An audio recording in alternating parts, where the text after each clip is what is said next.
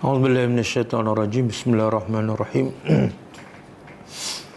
Alhamdulillahi rabbil alamin. Nahmaduhu wa nasta'inu wa nastaghfiruh. Wa na'udzu billahi min syururi anfusina wa min sayyiati a'malina. May yahdihillahu fala mudilla lahu wa may yudlil fala hadiya lahu. Asyhadu an la ilaha illallah wahdahu la syarika lahu. Wa asyhadu anna Muhammadan abduhu wa rasuluh. Subhanaka la ilma lana illa ma 'allamtana innaka antal alimul hakim. Allahumma 'allimna ma yanfa'una wanfa'na bima 'allamtana wa zidna ilma. Allahumma ati anfusana taqwaha wa zakkiha anta khairu man zakkaha. Anta waliyuha wa maulaha. Rabbi yassir wa la tu'assir. Rabbi tammi bil khair. Amma ba'du.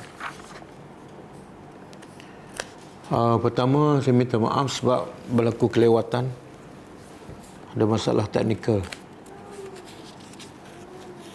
InsyaAllah kita sambung pengajian Sirah An-Nabawiyah As-Sahihah yang kita bercuti hampir 2 bulan.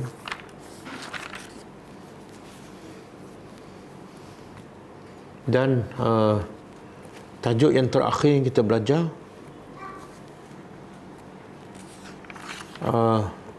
kalau tak silap saya iaitu marhalah sirriyah, tempoh dakwah secara rahsia dah habis. Kemudian kita masuk marhalah dakwah al-jahriyah, iaitu tempoh dakwah secara terbuka.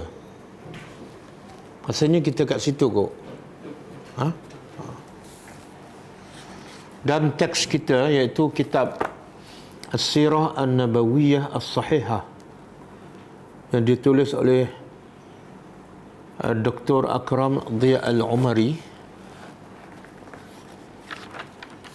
Saya ingat sampai muka surat 147. Setelah Nabi isytiharkan dakwah secara terbuka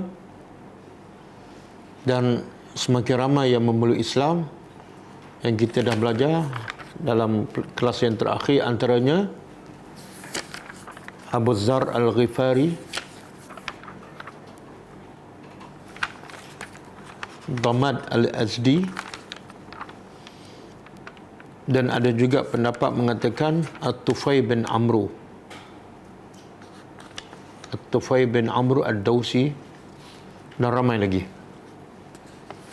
Jadi kita habis bahagian tu. Tajuk seterusnya ialah setelah Nabi isytiharkan dakwah secara terbuka, apa risiko yang dihadapi oleh Nabi dan orang-orang yang beriman. Jadi tajuk baru iaitu azal musyrikina lirrasul sallallahu alaihi wasallam.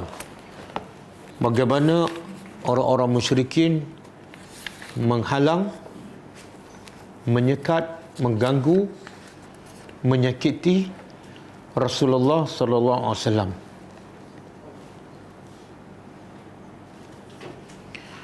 Dalam buku terjemahan muka surat 148, kalau ada buku itulah, buku terjemahan dalam bahasa Indonesia, muka surat 148. Kalau buku bahasa Arab, teks asal bahasa Arab, muka surat 147. Okey, kita baca. Gangguan musyrikin terhadap Rasulullah sallallahu alaihi wasallam. Bila tajuk gangguan tu, kenapa orang musyrikin mula mengganggu Nabi, mula menghalang kerja Nabi? Bahkan nanti kita akan baca, mereka mula menyakiti Nabi. Sedangkan sebelum Nabi berdakwah, Nabi dipuja, dijulang, digelar Al-Amin, dipercayai. Jawapannya ialah sebab Nabi bawa Al-Quran. Sebiji Al-Quran menyebabkan Nabi diganggu, dikacau. Kenapa? Kalau kita tengok masyarakat Arab sebelum datangnya Nabi dan sebelum turunnya Al-Quran, masyarakat yang paling rosak dari segi akidahnya, paling rosak dari segi akhlaknya, bunuh anak, pelacuran, penzinaan, paling rosak sosialnya, zalim kepada yang lemah, mengambil hak orang yang lemah, rosak dari segi politiknya, paling-paling rosak. Tapi akhirnya yang paling rosak akhlaknya, yang paling rosak akidahnya, yang paling tidak ada rahmat dalam hati sehingga anak sendiri pun dibunuh hidup-hidup, tiba-tiba bertukar menjadi umat yang terbaik. Sehingga Nabi puji, khairul quruni qarni, generasi yang terbaik ialah generasi aku. Jadi apa rahsia Nabi sehingga Nabi berjaya menukar daripada manusia, masyarakat yang paling jahat, paling rosak, paling keras hatinya, menjadi masyarakat manusia yang paling murni akhlaknya, paling mulia akidahnya. Apa rahsia Nabi?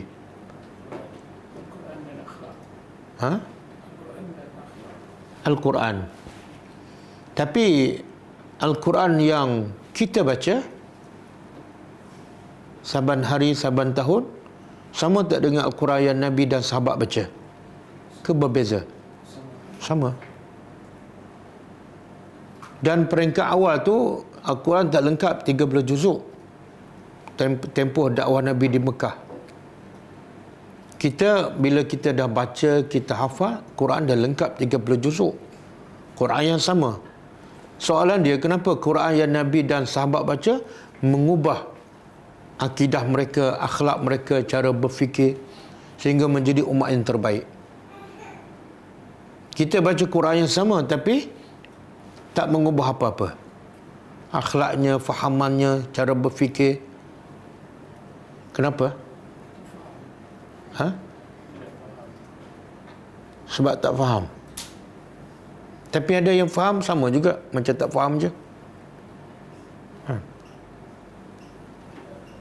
Macam Abu Jahal, faham tak Quran? Faham, tapi tak berubah. Abu Lahab, faham, tapi tak berubah. Ini kepentingan belajar sirah, iaitu kita belajar bagaimana Nabi dengan Al-Quran mengubah masyarakat. Kita nak tengok bagaimana cara Nabi, bagaimana masyarakat Arab yang rosak berubah. Kita belajar sirah. Kalau kita tak belajar sirah, kita tak nampak kehebatan Nabi dan kelebihan Al-Quran dengan izin Allah. Okey, sebabnya dua. Sebab Nabi berjaya mengubah masyarakat Arab yang rosak segala-galanya dengan Quran. Tapi Quran yang sama kita baca tak berjaya mengubah apa-apa. Sebabnya dua. Pertama, Nabi dan sahabat betul-betul menjadikan Al-Quran sebagai rujukan utama. Nabi dan sahabat, bila mereka baca Quran, mereka jadikan Quran sebagai rujukan utama dalam semua permasalahan kehidupan. Masalah akidah, rujuk Quran. Masalah akhlak, rujuk Al-Quran. Masalah politik, rujuk Al-Quran. Masalah ekonomi, rujuk Al-Quran. Kita mulut baca Quran, tapi rujukan utama kita apa dia? Apa yang mak bapak kita ajar, apa yang sekolah ajar, apa yang universiti ajar, kan? Apa yang orang ramai buat. Mulut baca Quran, tapi Quran bukan rujukan utama. Rahsia kedua, Nabi berjaya mengubah masyarakat Arab yang rosak dengan Al-Quran ialah bila mereka baca Quran, mereka baca untuk beramal. Bila baca Quran je, niatnya untuk beramal.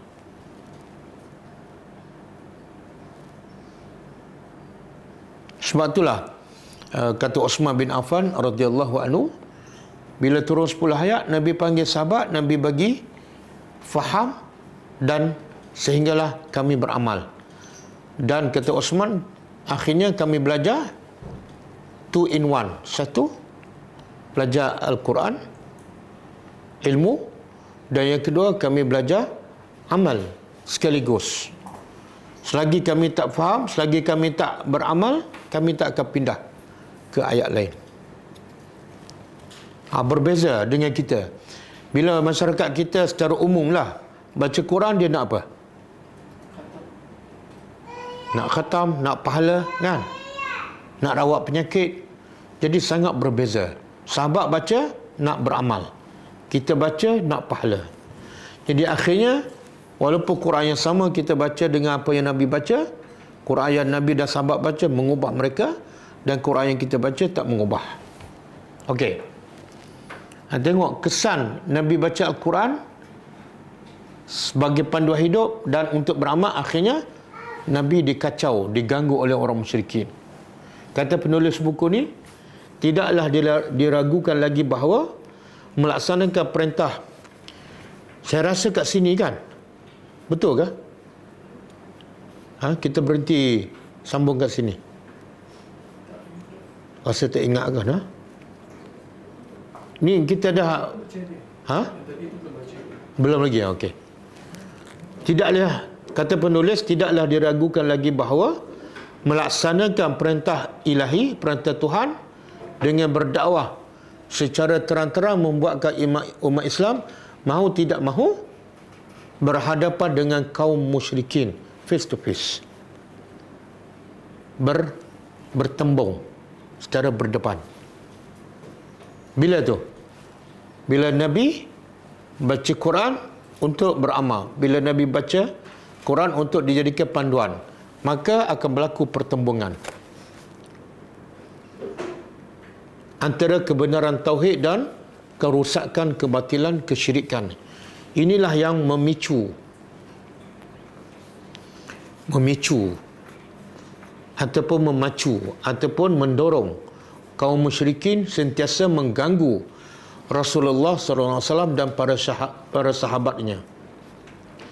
Di samping mempertahankan tradisi dan keyakinan yang batil yang telah mendarah daging dan diwariskan generasi tua kepada generasi mudanya, mereka pun menyedari adanya kepentingan sosial dan ekonomi di sebalik semua ini. Jadi apa yang Nabi bawa tu? Satu, bagi mereka bercanggah dengan pegangan dan amalan nenek moyang mereka. Yang kedua, mengganggu gugat ekonomi mereka. Macam mana tu? Di mana komunitas kabilah-kabilah Arab yang dikelilingi oleh 360 berhala memunculkan efek dinamisnya daripada berhala 360 menyebabkan orang datang ke Mekah. Sebab yang datang tu semua penyembah berhala. Jadi center penyembahan berhala ialah di Mekah. Bila mereka ramai datang ke Mekah sebab berhala, itu adalah peluang untuk mereka apa dia? Cari rezeki untuk kembangkan ekonomi. Tiba-tiba Nabi kata berhala ni sesat, berhala tak betul. Lagi mereka marah.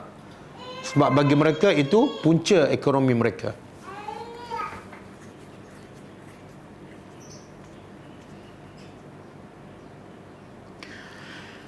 Sebagaimana mereka juga mendapat keuntungan daripada kafilah dagangan yang melewati Mekah menuju Yaman dan Syam.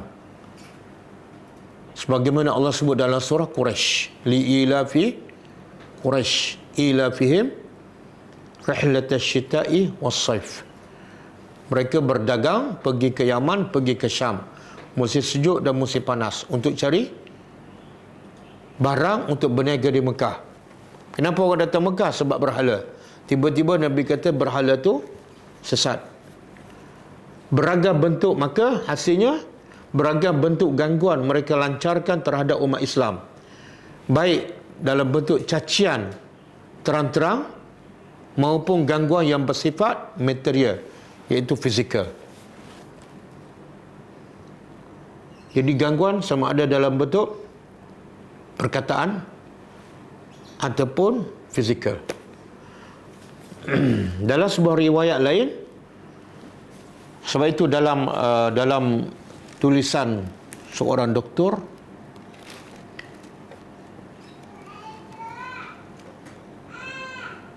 dia kata orang musyrikin ni dia tak tunggu lama untuk menentang dakwah Nabi. Dia tak tunggu seminggu ataupun sebulan.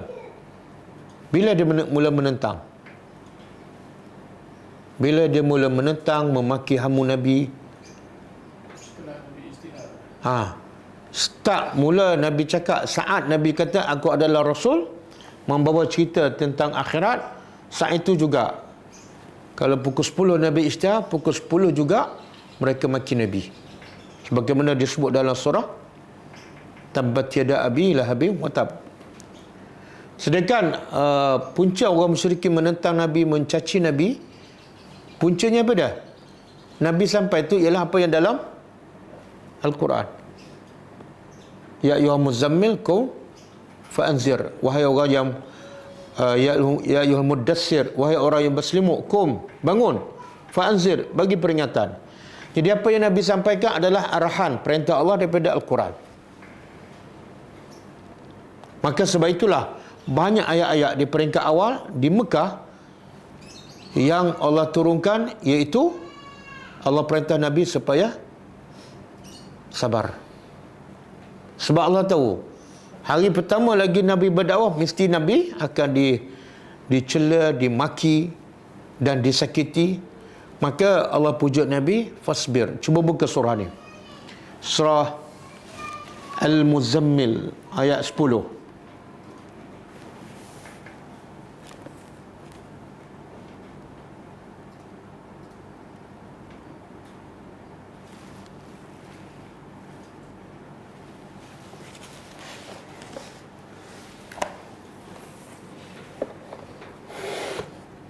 Jumpa surah Muzammil ayat 10.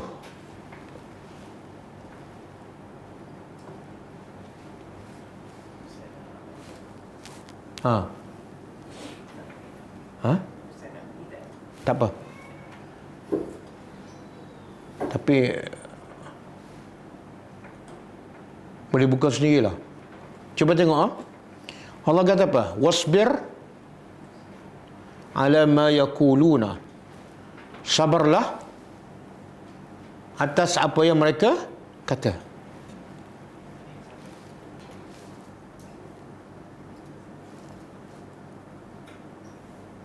Okey. Allah perintah pada Nabi apa? Sabar. Sabar di atas apa? Ala ma yaquluna, apa yang mereka kata. Dan Allah guna fi'il mudhari' yaquluna, mereka, fi'il mudhari' menunjukkan apa? Sentiasa. Dia bukan kata satu hari dalam seminggu ataupun waktu pagi saja, tapi 24 jam. Jadi engkau, kekuatan engkau, senjata engkau ialah sabar. Ni bila ni? Bukan setelah lengkapnya 30 juzuk. Baru je beberapa ayat ataupun beberapa surah. Terus Nabi ditentang, maka Allah pujuk Nabi sabar. Apa yang mereka ucapkan, wahjurhum hajran jamila, dan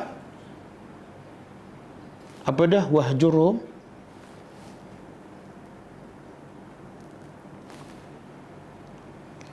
hijrahlah, tinggalkan mereka yang memaki engkau, yang mengganggu engkau, yang mencela engkau. Tinggalkan dia ataupun biarkan dia, tapi tinggal dengan cara yang hajran jamila. Jangan mereka maki kamu, kamu maki dia balik. Jangan. Sebab kalau kamu lawan kekerasan dengan kekerasan, apa jadi? Dalam keadaan Nabi baru nak mula dakwah, sahabat yang masuk Islam pun tak ramai, kekuatan sangat lemah, tiba-tiba kekerasan dilawan kekerasan. Dakwah tak akan berpanjangan, mati separuh jalan. Jadi strateginya, bila kita lemah, jangan lawan. Sebab tu Allah kata, kalau nak tinggal mereka pun, tinggal dengan cara yang jamilan. Okey. Yang kedua, surah Al-Insan ayat 34. Ayat 24.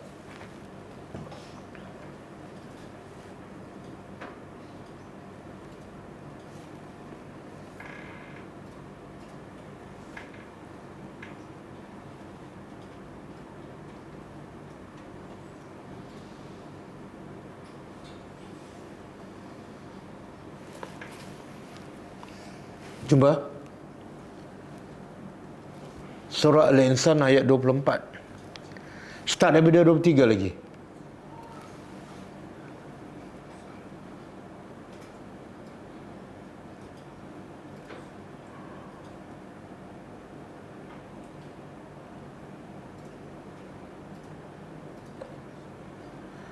Ayat 23 Allah kata apa?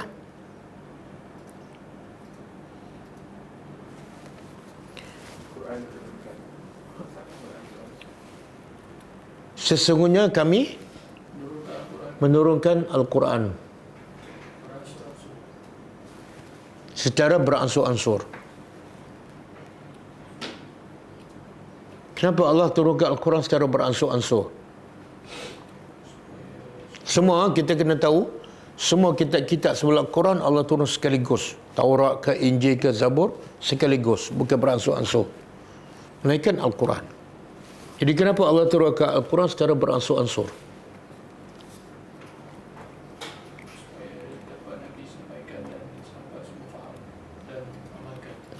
Sebab Quran diturunkan untuk diamalkan. Jadi nak amal tu perlukan masa. Kalau turun 30 juzuk sekaligus, masa tu juga nak baca, masa tu nak faham, masa tu nak beramal, masa tu nak berubah. Kata Aisyah, semua orang ketinggal Islam. Mana di luar kemampuan manusia buat perubahan secara total dan drastik. Maka hikmahnya apa dah? Quran turun beransur-ansur.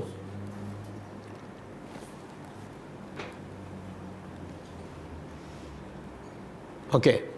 Lepas Allah bagi tahu Quran diturunkan secara beransur-ansur, ayat 24. Allah kata apa? Fasbir. Maka adalah sabar li hukmi rabbika, bagi hukum Tuhan engkau. Tengok lepas Allah beritahu kami turunkan Al-Quran secara beransur-ansur. Lepas Allah beritahu je kami turun Al-Quran, terus Allah perintah apa? Logiknya apa dia? Logiknya bila Allah kata kami turunkan Al-Quran, selepas tu perintah apa yang sepatutnya? Baca. Kami dah turun Al-Quran secara beransur-ansur, bacalah. Ataupun kami dah turun Al-Quran, terima kasih, bersyukurlah pada Allah. Tak ada. Baca pun tak ada, bersyukur pun tak ada, sebut Alhamdulillah pun tak ada. Yang ada apa dah? Apa maksud dia? Sebab Allah nak beritahu hari pertama lagi Quran diturunkan adalah satu qawlan thaqila, beban yang sangat berat. Bila berat kamu kena sabar. Sebab satu nak faham, yang kedua nak amal, yang ketiga nak sampaikan, yang keempat tentangan, ujian, cabaran, cacian. Maka kamu kena sabar. Lepas tu Allah kata apa? Sabar pula bukan dengan Al-Quran. Wasbir li hukmi rabbika. Sabar dengan hukum Tuhan engkau. Lepas tu Allah kata apa? Sabarlah dengan Al-Quran yang kami turunkan. Tak. Allah tak kata sabar dengan Al-Quran. Allah dah tak guna ada perkataan Al-Quran. Allah guna perkataan, maksudnya apa?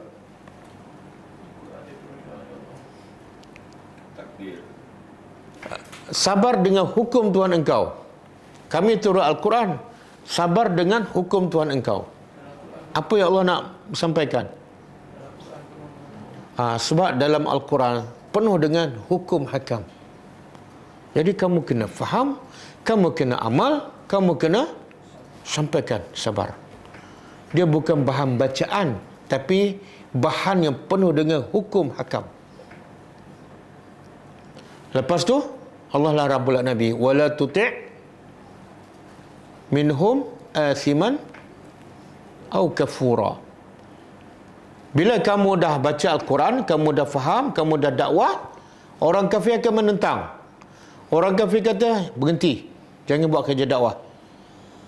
Maka Allah perintah apa? Jangan dengar orang kafir. Itu cabaran.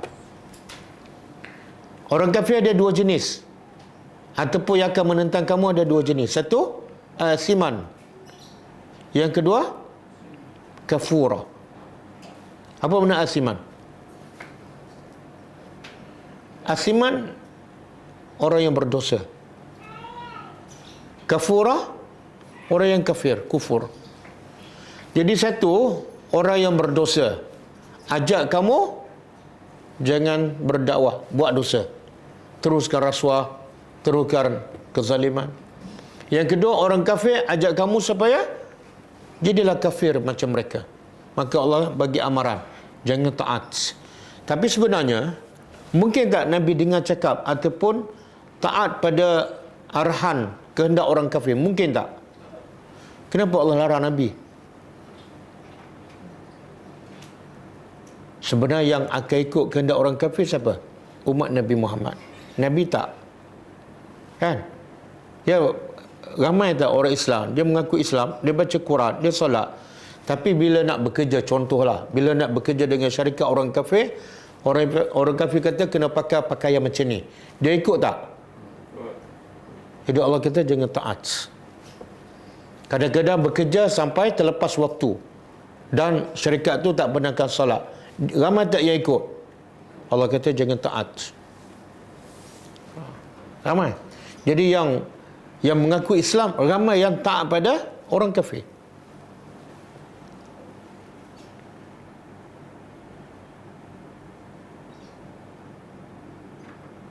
Okey, boleh ke? Tengok pengajaran yang paling besar daripada surah Al-Insan ni. Pengajaran yang paling besar.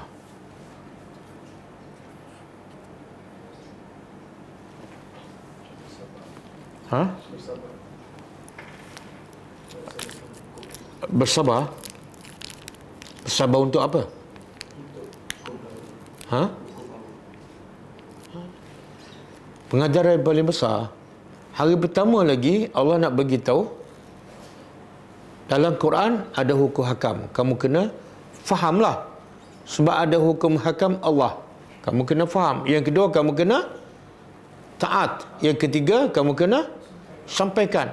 Dan semua tu perlu kepada kesabaran. Berbeza tak dengan kita terima Al-Quran hari pertama? Ada tak mak bapak kita ke, guru Al-Quran ke bagi tahu, ni kami nak ajar Quran, jadi kamu kena sabar. Sebab apa? Dalam Quran penuh dengan hukum hakam yang kamu kena faham dan kamu kena laksanakan. Lepas tu kamu kena sampaikan. Ada tak guru Quran ke, mak bapak, cikgu sekolah ke, ustaz ke bagi tahu hari pertama kita terima Al-Quran? Ada? Tak ada. Sebab itulah bila kita terima Quran kita boleh senyum. Betul? Dan bila khatam kita lagi seronok. Kita buat majlis. Kenapa? Sedangkan hari pertama Allah cakap pada Nabi, sabar. Macam mana nak seronok? Allah kata sabar. Bila sabar ada benda yang besar, ada ujian yang berat. Tiba-tiba kita baca dengan senang, lepas tu khatam, seronok pula. Sebab kita langsung tak faham tujuan Al-Quran diturunkan. Melainkan sekadar untuk betulkan bacaan, untuk khatam, untuk dapat pahala. Maka sebab itulah, bacalah berapa ratus kali, khatamlah berpuluh-puluh kali, Quran tak akan memberi kesan dalam kehidupan kita dan tak akan mengubah apa-apa. Sebab cara kita berfikir dah salah. Okey. Last buka surah ni. Surah Fussilat ayat 43.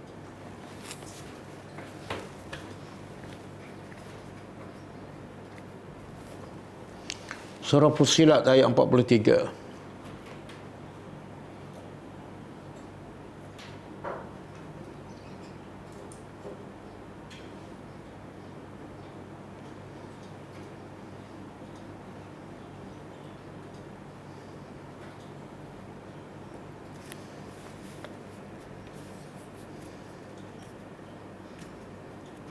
Jumpa?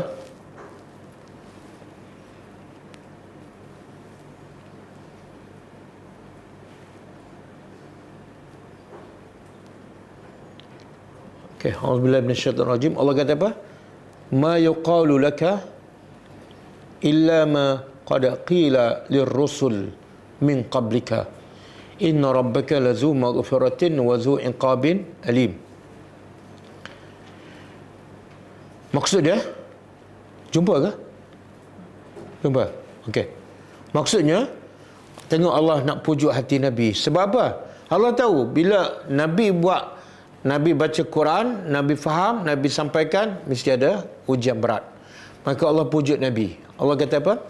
Tidak ada yang dikatakan kepada engkau, gila ke, tukang sihir ke, orang caci ke, illa kecuali ma qad qila lirrusuli min qablika. Melainkan sama je seperti apa yang dikatakan kepada Rasul yang lepas. Maksud apa tu? Ayat ni dia panggil apa? Ada unsur apa ni?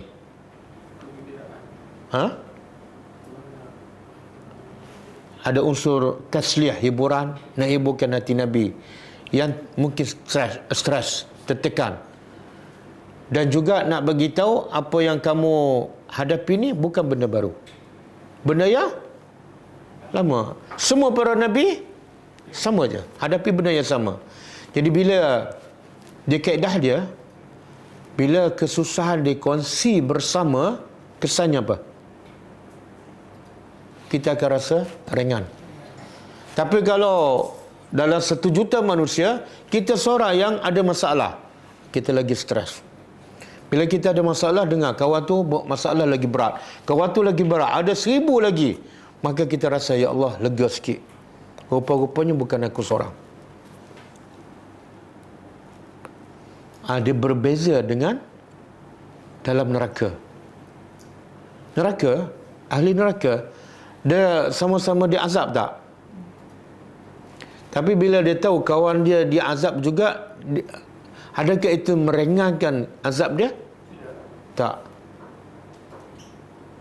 Neraka tak. Walaupun dia tahu orang lain azab dia lagi teruk, dia tak akan menjadikan azabnya dia rasa lebih ringan. Tak sama dengan dunia. Okey. Kemudian Allah kata apa? Inna rabbaka, sesungguhnya Tuhan engkau lazu maghfirah. Jadi kamu dikata apa-apa oleh orang musyrikin dan kamu sabar, hadiahnya apa dia? Keampunan. Kamu dapat keampunan dan mereka akan dapat apa? Wazu iqabin alim. Tengok dua. Allah bagi tahu. Hadiah untuk kamu keampunan, balasan untuk mereka azab yang pedih. Ada satu hadis kan, tidak ada, yang maksud dia tidak ada seorang Muslim yang ditimpa kesusahan, kepenatan, kesedihan, kerisauan, hatta kena duri sekalipun, melainkan adalah apa dia? Kafarah. Jadi orang beriman sebenar tidak ada waktu, tidak ada sebab untuk bersedih bila ditimpa apa saja masalah. Sebab apa? Semua adalah baik untuknya. Okey. Sekarang kita tengok apa dia yang Nabi hadapi daripada gangguan orang-orang musyrikin Mekah bila Nabi isytiharkan dakwah secara terbuka. Kita balik pada buku kita. Beragam bentuk gangguan mereka lancarkan terhadap umat Islam. Baik itu cacian terang-terangan maupun gangguan yang bersifat fizikal. Dalam sebuah riwayat daripada beberapa jalur yang saling menguatkan dalam rangka menetapkan peristiwa ini, dari sisi sejarah menceritakan bahawa tatkala turun ayat, bila turun ayat tabbat yada abi lahabin wa tab, celakalah dua tangan Abu Lahab dan celakalah dia. Dalam surah ni ada tak, selain ada Allah mencela Abu Lahab, ada tak Allah cela isteri dia? Ada kan? Apa dia ayat tu? Wa imra'atuhu hammalatal, dan isteri dia pun sama aja. Kerja dia membawa kayu ataupun duri dan halang kerja dakwah Nabi. Maka bila turun ayat ni, bila turun surah ni, Ummu Jamil binti Harb, isteri Abu Lahab, dia pun buat syair. Dia baca syair, dia kata apa? Muzammamun abaina. Muzammamun ni lawan dia Muhammad. Kalau Muhammad apa mana? Yang dipuji, yang terpuji. Kalau muzammamun yang dicela. Jadi kata Ummu Jamil dia buat syair. Muzammamun orang yang dicela, abaina kami abaikan, kami tinggalkan, kami ingkar. Wadinuhu qalaina, dan agama dia maksud dia Muhammad lah. Qalaina kami tinggalkan. Wa amruhu asaina, dan urusannya perintahnya kami derhaka. Jadi dia baca syair itu, Nabi dengar. Wa Rasulullah jalisun, Nabi duduk di masjid bersama Abu Bakar radhiyallahu anhu. Maka Ummu Jamil ni sambil baca syair datang kat situ, tanya Abu Bakar, apakah sahabat kamu pernah aku dengar sahabat kamu telah mencela aku? Iaitu dalam surah Tabbat Yada. Kan Allah kata wa mar'atuhu, Nabi pun baca. Jadi bila Ummu Jamil dengar, dia kata, betul tak Muhammad ni cela aku? Maka Abu Bakar membantah, tidak.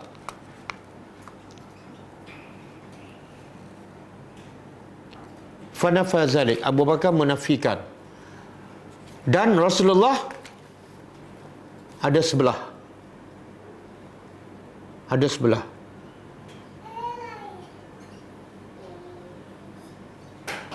Lepas Ummu Jamil pergi, Abu Bakar pun tanya Rasulullah, ya Rasulullah, kamu tak nampak ke Ummu Jamil nampak kamu? Nabi kata, aku nampak, tapi Ummu Jamil yang tak nampak aku sebab Allah tutup pandangan matanya. Itu antara mukjizat. Jadi walaupun Nabi duduk sebelah Abu Bakar, Ummu Jamil tanya Abu Bakar, padahal Nabi duduk sebelah, Allah bagi dia tak nampak Nabi. Kemudian Nabi kata apa kepada Abu Bakar, kamu pelik tak bagaimana Allah palingkan celaan mereka tu? Mereka nak cela aku, tapi akhirnya mereka cela orang lain. Mereka cela apa tadi? Muzammaman. Muzammaman apa mana? Yang tercela. Sebenarnya mereka bukan cela aku, sebab aku adalah Muhammadun. Aku adalah orang terpuji. Macam mana dia kata aku tercela, sedangkan Allah sebut aku adalah. Jadi sebenarnya apa yang mereka nak cela aku, sebenarnya mereka bukan cela aku, sebab aku bukan yang tercela, aku adalah yang terpuji. Okey, seterusnya itu antara gangguan yang dihadapi oleh Rasulullah. Di antara sahabat, kita baca dalam buku, di antara sahabat yang pernah menyaksikan secara langsung gangguan orang Quraisy terhadap Nabi adalah Abdullah bin Mas'ud radhiyallahu anhu. Beliau berkata, di saat Rasulullah sedang berdiri melakukan salat di Kaabah, sekumpulan Quraisy sedang duduk dalam forum mereka. Tiba-tiba salah seorang di antara mereka, Nabi salat di dekat Kaabah. Masa ni ada tak solat 5 waktu? Ada ke belum? Belum. Habis Nabi solat apa? Solat yang disolat oleh para Nabi dahulu. Ulama kata solat 2 rakaat. Kadang-kadang siang, kadang-kadang malam. Bukan solat 5 waktu. Semua para Nabi dahulu solat. Apa doa Nabi Ibrahim? Rabbi ja'alni muqimas salati wa min zurriyati. Satu. Yang kedua soalan, kenapa Nabi solat dekat Kaabah? Kan masa tu bila Nabi isytihar dakwah secara terbuka, ditentang habis-habisan oleh orang musyrikin. Tiba-tiba Nabi solat lagi depan Kaabah, depan mereka. Adakah tindakan Nabi tidak bijak?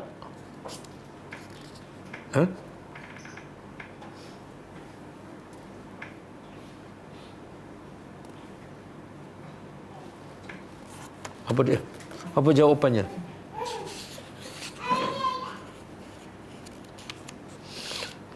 Sebenarnya Itulah mesej dakwah. Ada benda memang kena tonjolkan. Mesej dakwah biar nampak dan jelas. Apa dia? Bila Nabi kata sembah berhala tak betul. Habis sembah siapa? Sembah Allah sahaja yang betul. Caranya macam mana? Nabi kena tunjuk cara. Solat adalah syiar yang tak boleh dirahsiakan. Sebab itulah sebagian ulama kata solat Jumaat adalah wajib. Kenapa? Sebab dia syiar. Tak boleh. Saya tak nak solat Jumaat di masjid sebab takut riak. Tak boleh. Sebab itu adalah syiar. Okey. Kemudian setelah Nabi solat dekat Kaabah, sekumpulan orang Quraisy dan duduk dalam forum mereka. Tiba-tiba salah seorang di antara mereka berkata, "Tidakkah kalian melihat orang riak ni? Tengok, orang musyrikin tuduh Nabi riak."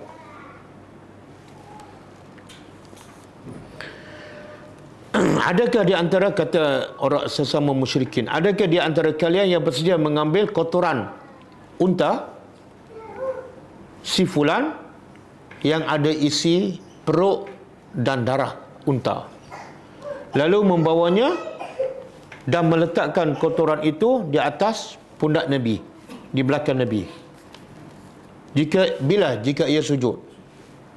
Jadi ada pendapat mengatakan yang bagi idea ni adalah Abu Jahal. Yang betul-betul campak tu ialah Uqbah bin Abi Mu'ayt. Bila Abu Jahal tanya, siapa nak buat kerja ni? Ambil isi perut unta yang penuh darah dan nanah najis, kemudian bawa ketika Nabi tengah solat, jangan letak lagi. Masih dia sujud, letak. Maka bangkitlah salah seorang yang paling celaka, ashqaha. Dalam hadis ni tak sebut, cuma ada ulama mengatakan yang buat kerja ni ialah Uqbah bin Abi Mu'ayt, antara pembesar musyrikin Mekah. Maka bangkitlah salah seorang yang paling celaka di antara mereka. Ketika Nabi tengah bersujud, ia pun meletakkan kotoran tersebut di kedua pundak beliau, sehingga beliau sujud dan tak boleh bangun. Kan? Sebab ada barang yang kotor dan berat di belakang Nabi. Jadi Nabi tak bangun. Mereka pun, lepas mereka letak, apa mereka buat? Mereka gelak ketawa, sehingga kuatnya mereka gelak, badan mereka bergoncang. Tengok gambaran orang musyrikin kan. Dia buat benda kepada orang yang paling mulia.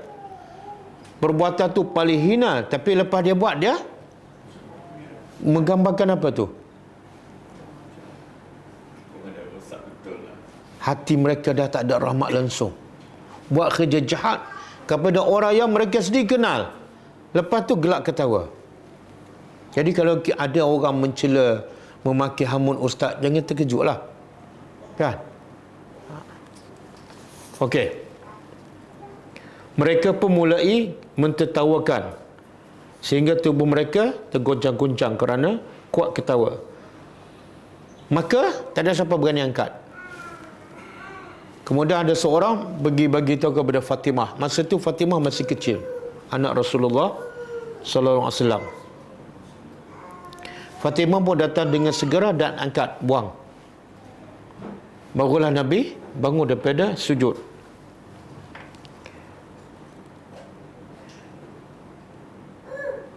Lepas itu Nabi habiskan solat, lalu Nabi berdoa, "Ya Allah, timpakan kebinasaan kepada Quraisy. Timpakan kebinasaan kepada Quraisy dan timpakan kebinasaan pada Quraisy 3 kali." Itu umum ah. Lepas tu Nabi doa sekali lagi, sebut nama pula. Ia menyebut nama mereka satu persatu. "Ya Allah, timpakan kebinasaan pada Amr bin Hisham." Amr bin Hisham ni Abu Jahal lah. Utbah bin Rabi'ah, Syaibah bin Rabi'ah, Walid bin Utbah, Umayyah bin Khalaf, Uqbah bin Abi Mu'ayt dan Ammarah bin Walid. Dan Abdullah bin Mas'ud yang meriwayatkan cerita ni, dia kata, "Demi Allah, aku melihat mereka semua ni yang Nabi sebut nama satu-satu, semua mati dalam keadaan hina di dalam peperangan Badar." Makna apa doa Nabi? Allah makbulkan.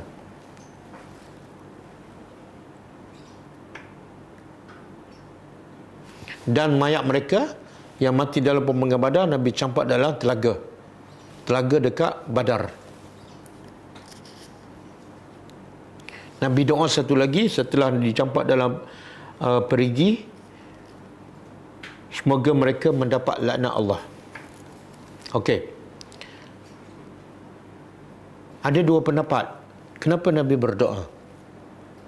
Adakah sebab mereka letak isi perunta di belakang Nabi? Pendapat pertama dia kata ya. Pendapat kedua bukan sebab itu.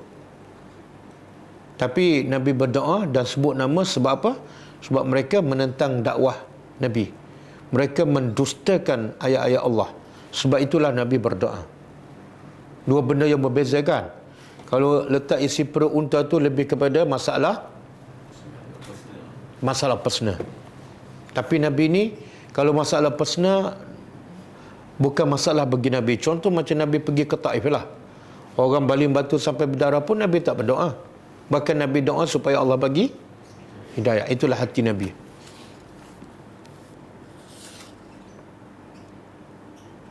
Okey. Pengajaran daripada kisah ni apa dia? Kisah orang musyrikin letak isi perut unta. Pengajaran dan panduan untuk kita lah.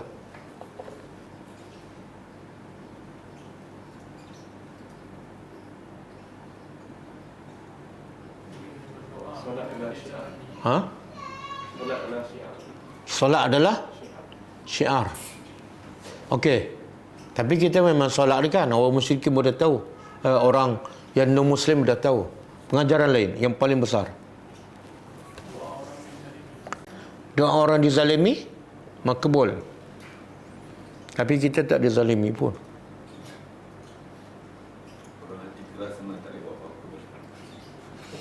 Kalau hati keras tak boleh buat apa. Jadi doa je supaya Allah matikan dia.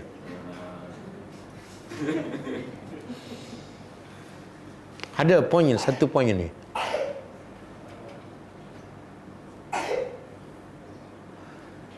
Nabi ni Rasulullah kan, kekasih Allah dan manusia terbaik, manusia paling mulia dunia dan akhirat.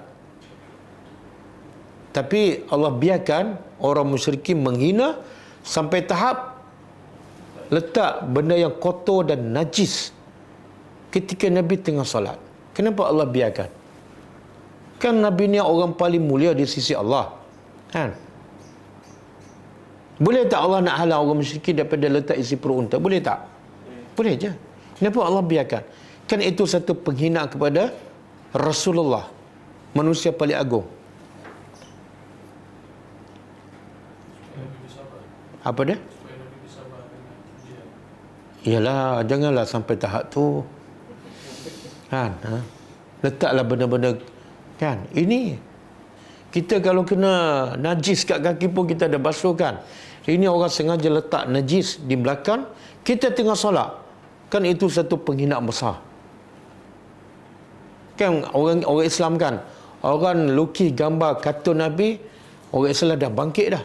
Baru lukis gambar. Orang musyrikin buat apa?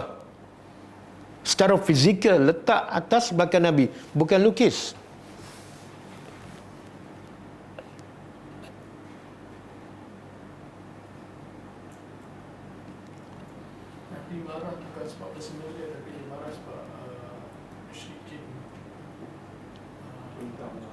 Sebab mereka menolak ayat-ayat Allah.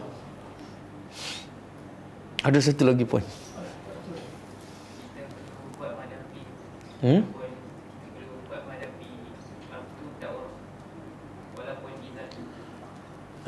Walaupun tak, saya sebut tadi, saya bagi hint tadi. Nabi ni orang paling mulia. Paling agung. Kekasih Allah. Kalau semua para Nabi ni, Nabi Muhammad paling mulia. Tapi Allah biarkan Nabi dihina demikian rupa oleh orang musyrikin. Kenapa? Soalannya kenapa?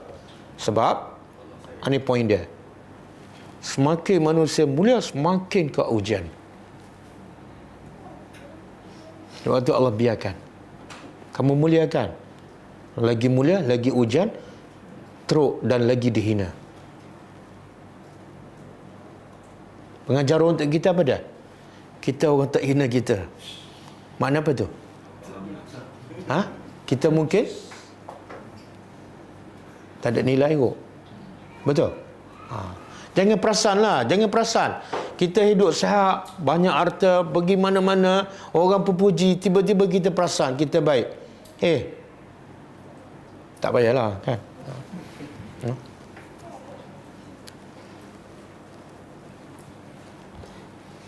Maka Nabi kata, Nabi dahulu ada yang diikat, ditanam, kemudian digergaji. Allah biarkan. Allah biarkan. Sebab apa? Sebab kamu mulia. Cuba buka hadis tu yang saya bagi.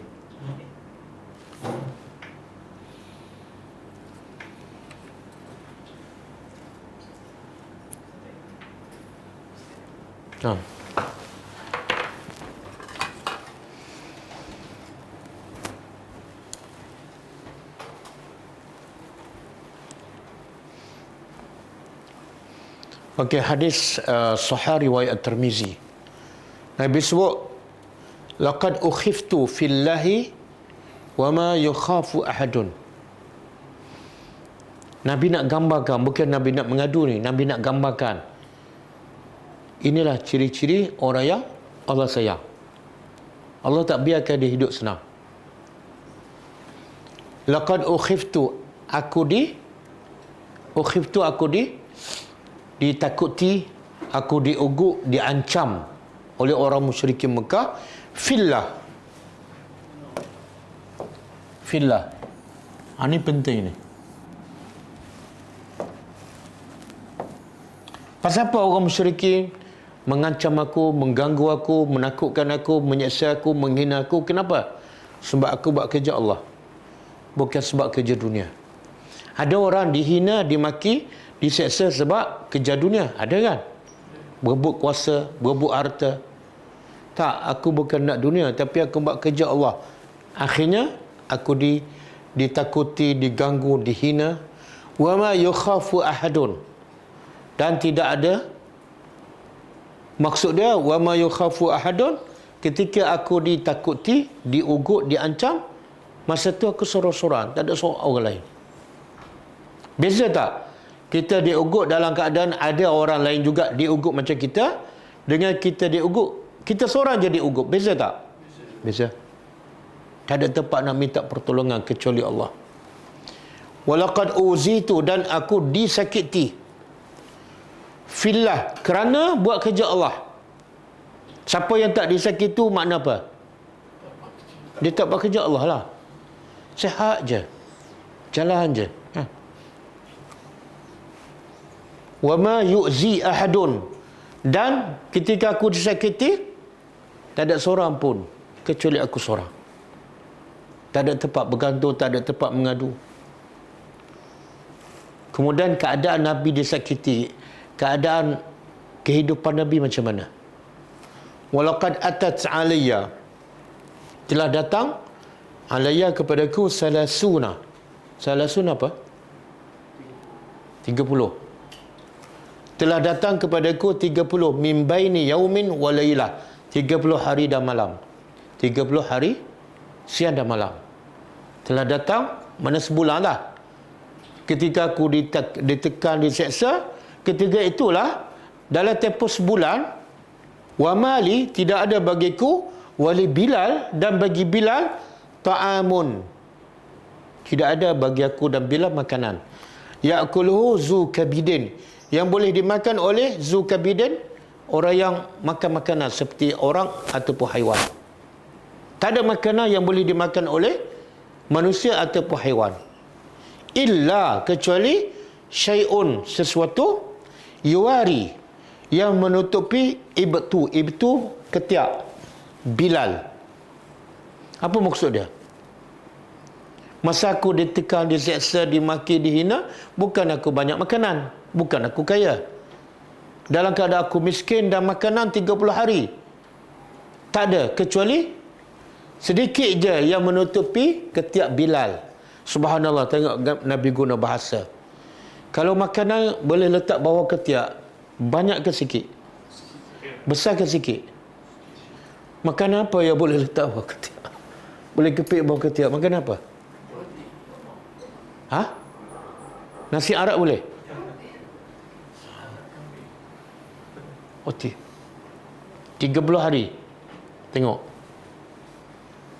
Dalam keadaan miskin, makanan tak ada, ditekan, dihina, diganggu. Sebab apa? Sebab Quran je. Jadi kadang-kadang kita tengok orang baca Quran, orang hafal, orang khatam. Tengok sahabat Afiah makan berkali-kali. Dan tak ada siapa kacau dia. Tak ada siapa kacau dia. Lepas tu diberi anugerah pula. Siapa pun pelik? Pelik bin ajaib. Okey, cuba tengok satu lagi hadis.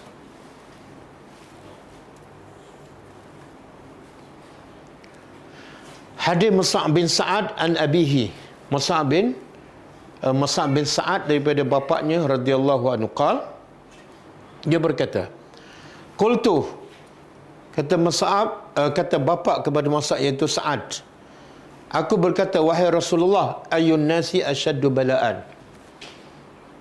Sa'ad bertanya Rasulullah, wahai Rasulullah, siapa manusia yang paling asyaddu, paling teruk, paling dahsyat ujian? Siapa? Maka Nabi jawab, al-anbiya. Yang paling dahsyat ujian, yang paling teruk ujian ialah para nabi. Kemudian lepas itu siapa? Semua al-amsal. Kemudian yang kurang sikit para nabi, mungkin para sahabat, para salihun.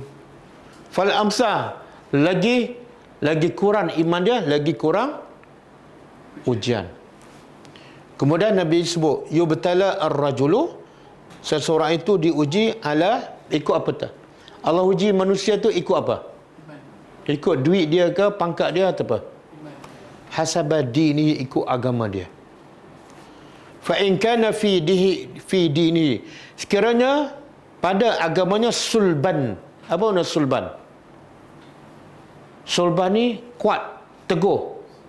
Kalau agamanya kuat, teguh, imannya mantap, ishtadda bala'u, ujiannya kuat, ujiannya besar. Wa in kana fi dinihi, dan sekiranya pada agamanya riqah. Riqah lawan dia sulban, kecil, nipis. Maka ubtuliya ala qadari dinihi, dia diuji sekadar iman dia. Pening kepala kan, muntah-muntah sikit. Fama yabrahu al-bala' bil abdi, maka ujian itu, balak-balak tu ujian akan berterusan. Ma yabrah mana berterusan.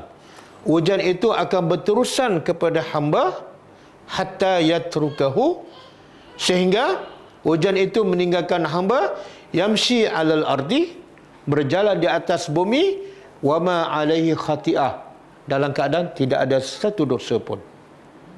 Faham? Mana ujian tu akan berterusan. Apa tujuannya? Bersihkan dia daripada dosa. Last kali bila dia mati, zero dosa. Jadi bagus tak ujian? Bagus. Tapi bila Allah bagi ujian, senyum ke berkerut? Mulut kata bagus, tapi terima macam tak bagus je.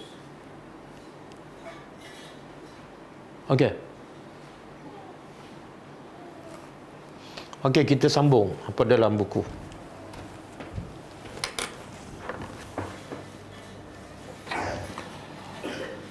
Kemudian ujian yang seterusnya,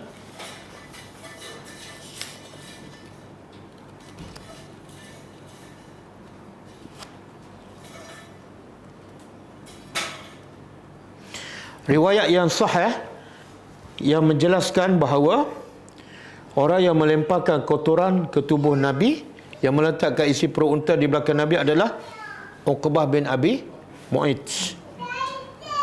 Dengan arahan siapa? Abu Jahal.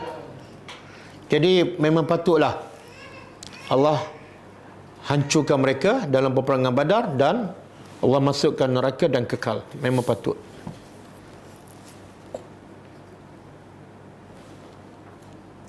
Semua itu mereka lakukan kerana mereka terpengaruh oleh oleh dakwah Nabi, hal itu terasa berat bagi mereka kerana melihat maraknya. Kenapa mereka buat semua ni? Apa mereka dapat? Mereka hina Nabi, mereka ganggu Nabi, letak isi perut unta. Kenapa ni? Dan apa mereka dapat? Sebab mereka nampak dakwah Nabi semakin jadi puncanya Nabi. Jadi dia tekan Nabi supaya akhirnya Nabi jangan buat kerja dakwah. Maksudnya apa dia?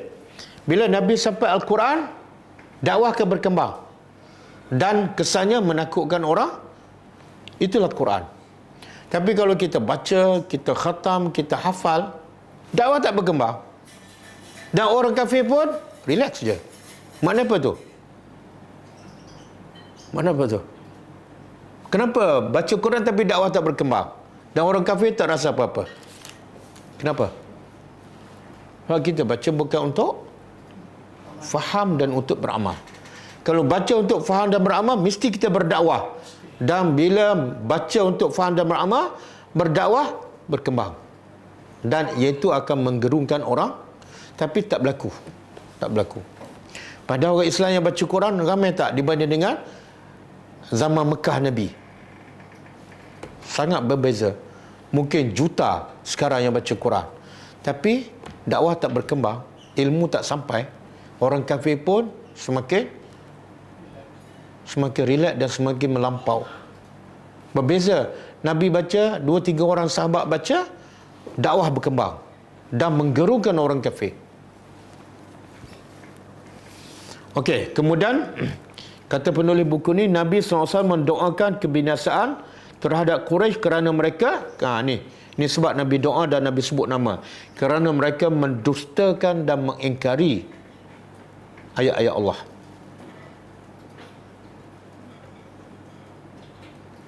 Ada satu ketika Nabi doa pada, Ya Allah, tolonglah aku atas mereka dengan menurunkan pada mereka 7 tahun masa sulit sebagaimana pernah engkau turunkan kepada Nabi Yusuf. Pernah tak zaman Nabi Yusuf Allah turunkan kemarau? Kan? 7 tahun kan? Itu yang raja ketika zaman Nabi Yusuf bermimpi. Maka ditanya Nabi Yusuf, apa takbir mimpi ni? Nabi Yusuf kata, itu dia bermimpi 7 ekor lembu yang kurus makan 7 ekor lembu yang gemuk kan. Jadi Nabi Yusuf takbirkan mimpi, dia kata akan datang kemarau 7 tahun. Dan 7 tahun masa itu subur. Maka kamu kena, macam mana cara nak hadapi 7 tahun kemarau? Itu masa 7 tahun yang subur, jangan makan semua makanan, simpan untuk 7 tahun kemarau. Jadi Nabi berdoa kepada orang musyrikin yang kuat menentang Allah dan Rasul, Ya Allah, turunkan kemarau kepada orang musyrik Mekah sebagaimana kemarau yang engkau turunkan kepada rakyat Nabi Yusuf AS. Dan Allah makbulkan doa. Sehingga maka datanglah tahun masa paceklik, bahasa Indonesia. Datanglah tahun masa paceklik.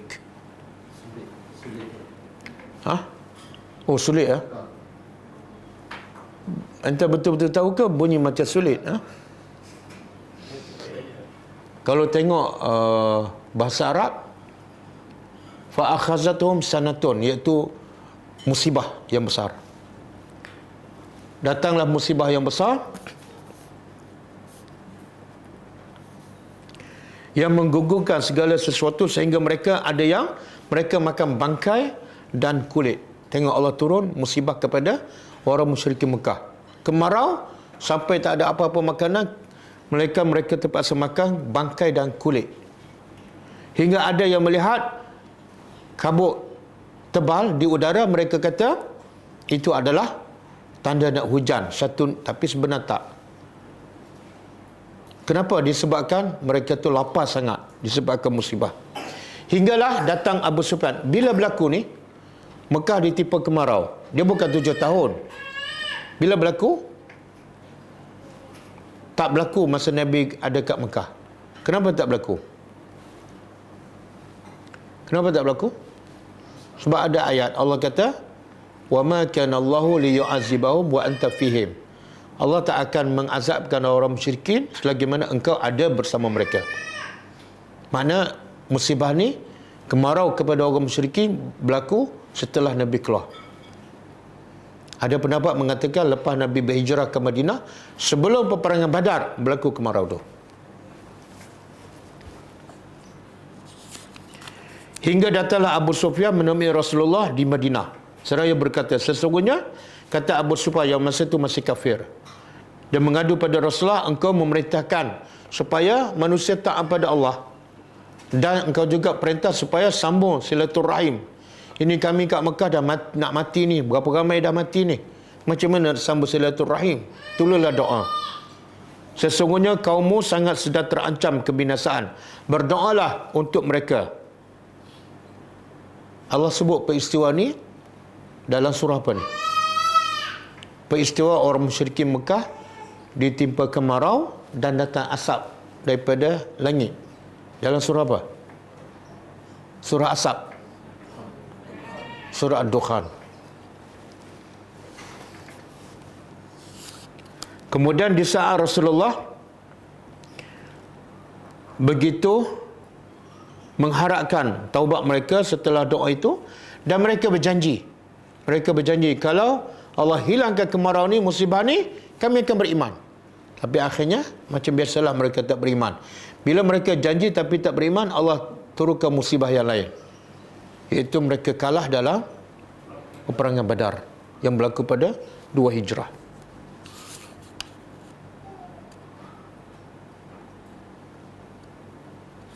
Dalam ayat surah Ad-Dukhan mereka kata apa? Mereka berkata, ya Allah, angkatlah daripada kami azab ini, sesungguhnya kami akan beriman. Tapi bila Allah angkat, mereka tak beriman. Imam Hafiz Ad-Dimyati berpandangan bahawa awal mula doa kebinasaan terhadap kaum musyrikin, kaum Quraisy adalah setelah mereka melemparkan kotoran unta ke atas belakang Nabi. Namun, amatlah penting untuk diambil pelajaran bahawa doa tersebut Nabi baginda panjatkan kerana sebab utama Nabi doa bukan sebab orang musyrikin letak isi perut unta, tapi sebab orang musyrikin mendustakan ayat-ayat Allah. Sepanjang itu beliau masih mampu. Buktinya apa dia? Nabi terus bersabar dan terus berdakwah. Hal ini membuktikan bahawa beliau adalah kesabaran yang sangat tinggi dalam berdakwah dan dalam menghadapi ujian daripada orang musyrikin. Sekalipun gangguan itu yang datang itu menimpa harta, kepentingan dan jiwa mereka.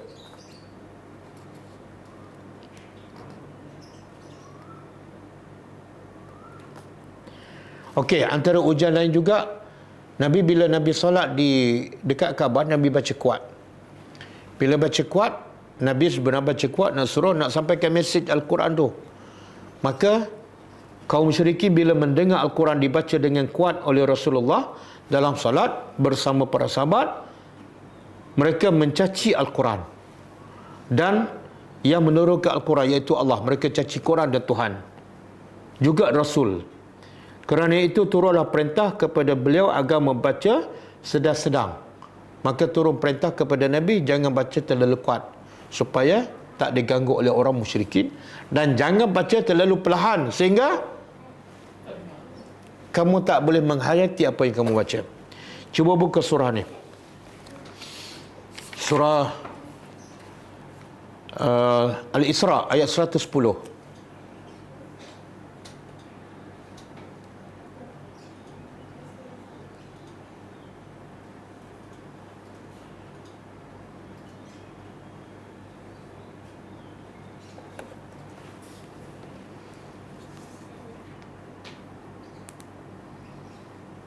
Jumpa? Allah kata apa?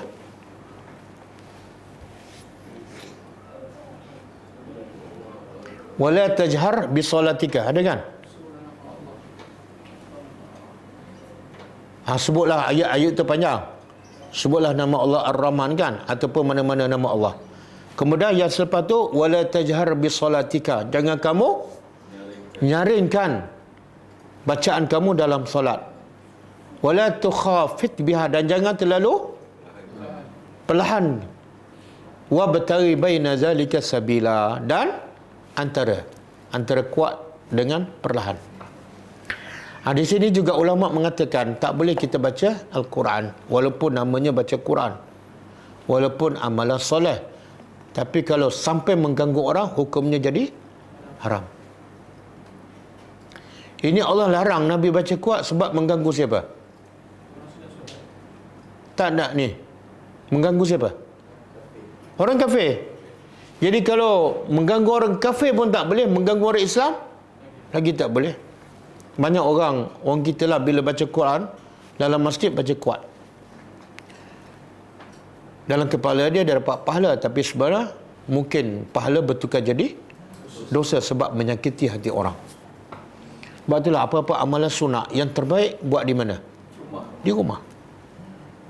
Di rumah, Ustaz, kalau saya baca Quran, Alif Lam Mim tertidur. Jadi saya tak ada pilih baca di masjid. Tiga huruf kan? 30 pahala.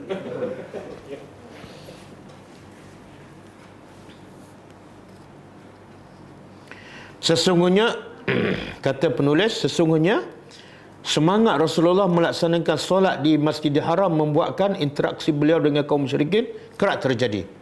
Tengok sebab Nabi selalu solat di Masjidil Haram menyebabkan apa? Berlaku semakin gawat antara Nabi dengan orang musyrikin. Adakah itu tindakan bijak? Ya, tindakan bijak. Sebab apa? Kalau kita tengok fikir satu sudut macam merugikan dakwah. Sebab bila Nabi solat di Masjidil Haram, semakin orang musyrikin marah, semakin orang musyrikin tekan.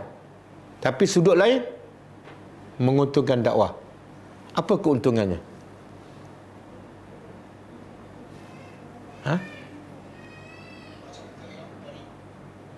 Keuntungannya, bila berlaku pertemuan, berlaku kegawatan, berlaku kekecohan, cerita dakwah Nabi akan merebak. Itu yang daripada Rom, Suhaib Ar-Rumi, Amru At-Tufail bin Amru Ad-Dawsi, yang dapat luas semua dengar cerita tu. Sebab apa? Hasil berlaku pertembungan. Kalau Nabi solat kat rumah, tak ada pertembungan, orang tak dengar cerita, orang tak datang Mekah untuk beriman. Strategi dakwah. Jadi kadang-kadang jangan terlalu sembunyi. Siapa orang tak tahu kita buat kerja dakwah. Dan jangan terlalu semua nak dedahkan. Pun bahaya juga. Strategi dakwah. Ramai orang berdakwah atas nama dakwah, tapi tak ada strategi. Akhirnya mesej dakwah tak sampai, kadang-kadang orang tak faham pun. Okey.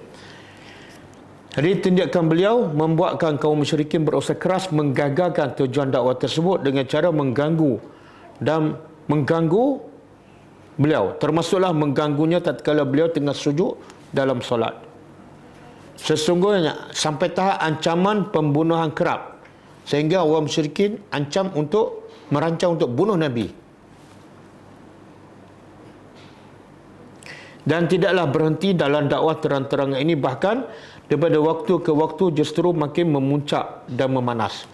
Dakwah Nabi semakin panas, tapi dalam masa sama semakin tersebar. Satu ketika Abu Jahal berkata, apakah Muhammad melumuri wajahnya dengan debu? Abu Jahal tanya sahabat-sahabat dia, Muhammad ni, adakah dia lumur mukanya dengan debu? Maksud apa ni? Adakah Muhammad sujud lagi? Yalah, sebab sujud dulu ada kapek tak? Bila sujud, muka berdebu. Kita bila sujud, boleh tertidur. Jadi Abu Jahal bertanya sahabat dia, apakah Muhammad masih sujud? Sahabat jawab, ya. Maka Abu Jahal bersumpah, demi Tuhan Lat, demi Tuhan Uzza, jika aku lihat Muhammad sujud lagi dekat Kaabah, aku akan lumur mukanya dengan tanah. Lalu dia pun datang pada Rasulullah SAW yang sedang solat, dan dia bertekad untuk memijak leher Rasulullah. Namun mereka dikejutkan. Mereka, Abu Jahal dikejutkan dengan sahabat-sahabat orang musyrikin dikejutkan dengan sikap Abu Jahal. Tadi bukan main semangat datang nak apa?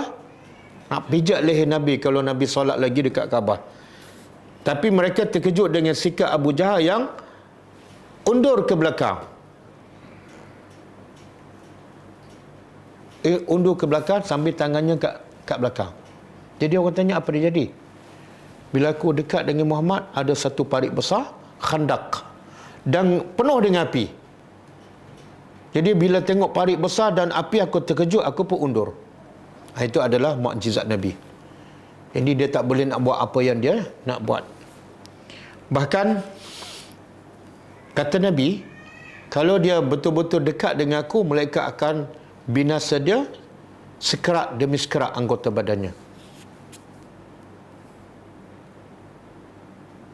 Kata Rasulullah, seandainya dia mendekati aku, nescaya malaikat akan mencabik sepotong demi sepotong anggota badannya. Mana apa tu? Pengajarannya apa? Bila buat kerja dakwah secara ikhlas, Allah akan bantu. Allah akan jaga, Allah akan pertahankan. Kemudian seterusnya kita berhenti setakat ni. Allah firman, kalla innal insana la yatgha ar-ra'ahu istaghna inna ila rabbika rujaa. Surah Al-Alaq. Kita sambung insya-Allah.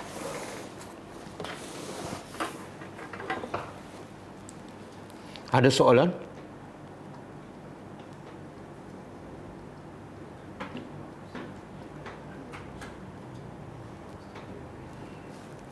Jadi apa yang kita belajar daripada tadabbur Al-Quran selari dengan kita belajar sirah, iaitu siapa belajar tadabbur Al-Quran, siapa belajar sirah, wajib berdakwah. Bila dia belajar tadabbur Al-Quran dan belajar sirah, dia tak berdakwah, seolah dia tak belajar langsung.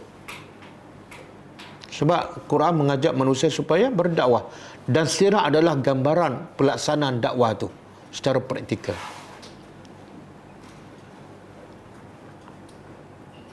Okey, cukup lah. InsyaAllah kita jumpa malam ni. Kita sambung tadabbur surah Hud AS. Kita tutup dengan membaca tasbih kafarah. Subhanakallahumma wa bihamdika asyhadu an la ilaha illa anta astaghfiruka wa atubu ilaik. Assalamualaikum warahmatullahi wabarakatuh. كتاب الله ترق جنانه وتنى العظيم